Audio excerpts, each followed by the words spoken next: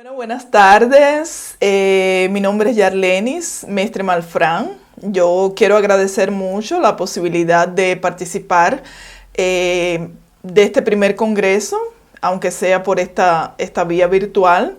Y dentro de este primer Congreso Internacional de Mujeres y Gestación por Sustitución, mi presentación se ubica en la mesa 3, que aborda las perspectivas feministas sobre la gestación por sustitución. Yo pensé en una presentación titulada Gestación por sustitución, explotación o democracia reproductiva, algunas consideraciones feministas. Entonces, a partir de este título, yo me he propuesto traer a colación algunos argumentos feministas que puedan de alguna forma confrontar todos esos debates sociales que vienen creando un pánico moral en torno a la gestación por sustitución.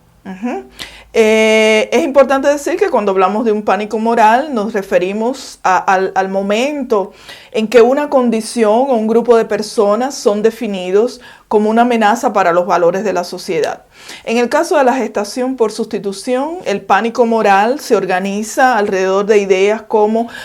es una venta de bebés, es explotación de los cuerpos de las mujeres. El pánico moral se organiza alrededor de esas dos ideas fundamentalmente. Por su parte, cuando hablamos de gestación por sustitución, nos estamos refiriendo a una práctica en la que un embrión fecundado con material genético de los padres de intención o no es implantado en el útero de una mujer ajena a ese proyecto parental o que por lo menos no tiene un protagonismo dentro de ese proyecto parental. Por lo tanto, a través de esta práctica se da una separación entre parentalidad y gestación. Es decir, que la práctica permite eso, así como otras técnicas de reproducción asistida, la gestación por sustitución,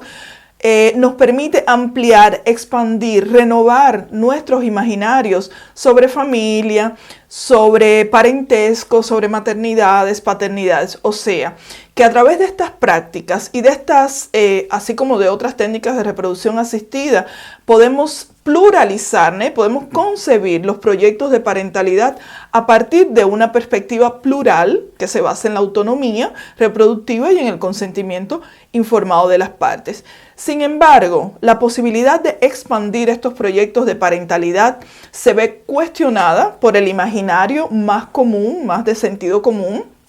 que establece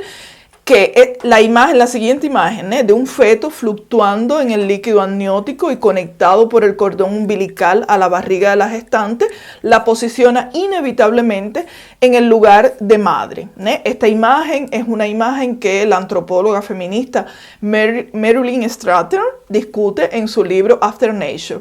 Entonces, esa imagen del feto fluctuando en el líquido amniótico y conectado por el cordón umbilical a la barriga de la gestante hace que a partir de ese vínculo biológico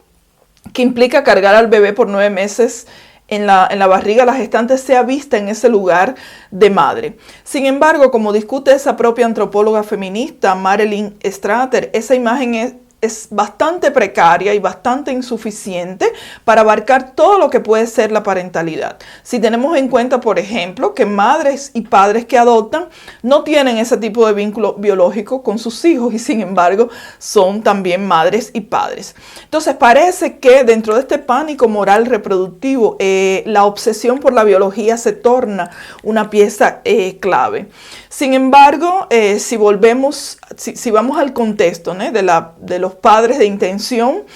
vamos a notar que existen también en ese contexto de esos proyectos de parentalidad, existen también vínculos biológicos que son absolutamente relevantes para el ejercicio de la parentalidad, que tiene que ver con cuidar al bebé que acaba de nacer. Por ejemplo, como discute una investigadora brasileña, Marilia Moscovici, cuando los padres de intención tienen que ajustar su ritmo de sueño adulto para responder a las necesidades del bebé, ese es también un vínculo biológico, además del intercambio de fluidos, de la práctica de cargar al bebé en su regazo. Es decir, ya que el pánico moral apela a esa obsesión por la biología, tenemos que reconocer que en el caso de los padres de intención también hay vínculos biológicos que obviamente no se reducen a lo genético, hasta porque la propia biología no se agota en la genética, ni se agota tampoco en esa tríada: gestación, parto,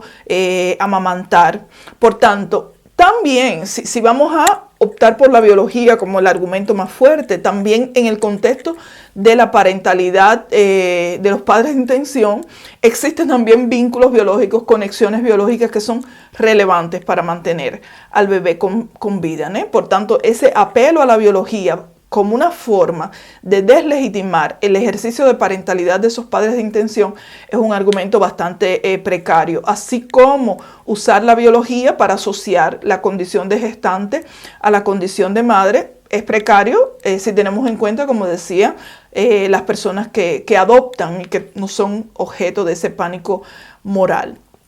Entonces, resumiendo, cuando pensamos en maternidad y paternidad estamos hablando de construcciones sociales, ¿eh? No estamos hablando de cuestiones que sean establecidas por la biología ni en ninguna instancia de la biología, por más que la biología participe en esa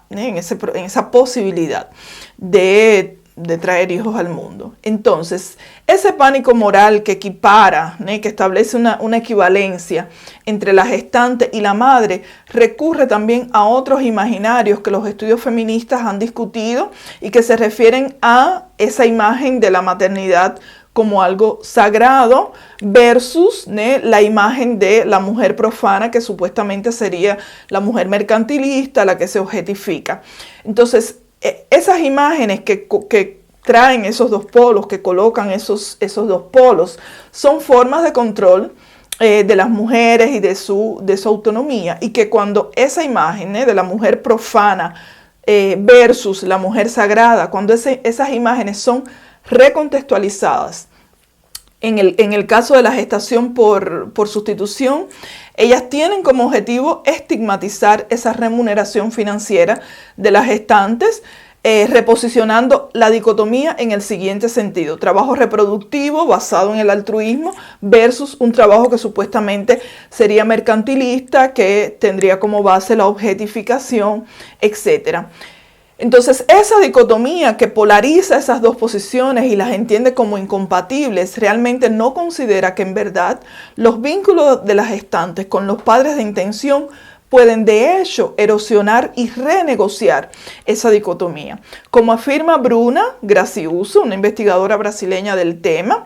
las gestantes por sustitución negocian esos dos mundos aparentemente opuestos, que son el mundo de una intimidad afectiva y el mundo de una remuneración financiera. Y esa dicotomía que intenta traer ese pánico moral, ella está en la base de las actitudes que consideran a las gestantes como absolutas víctimas que necesitan ser rescatadas, o mujeres que se encuentran en una situación de extrema vulnerabilidad financiera. Obviamente eso no quiere decir que neguemos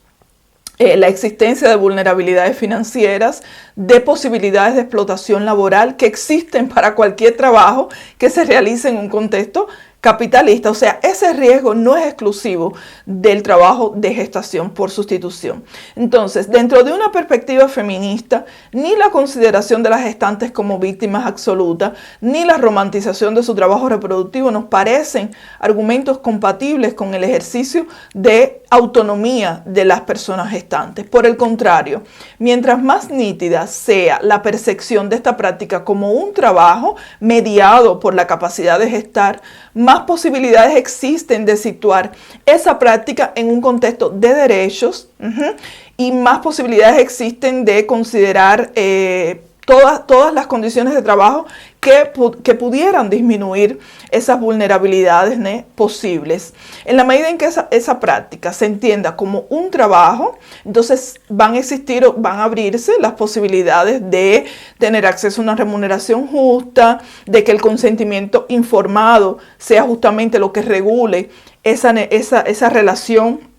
etcétera. Inclusive es curioso, como afirma la propia Bruna Graciuso en sus estudios, que esa estigmatización de las gestantes no se haga extensiva, por ejemplo, a los médicos especialistas en reproducción asistida, que también reciben remuneración por su trabajo. Entonces, resumiendo, para acercarme ya al final de mi exposición, los estudios feministas nos han legado un conjunto de argumentos, de ideas, de discusiones que nos permiten entender, de hecho, el derecho a gestar para otras personas como un proyecto de emancipación que recurre justamente a los procesos de autonomía reproductiva. Es necesario entonces que continuemos con este ejercicio crítico a partir de coordenadas feministas que nos posibilita continuar cuestionando las formas heredadas de parentesco, y el modo en que esas formas heredadas de parentesco son usadas como un dispositivo de control de aquellas personas que optan por formas disidentes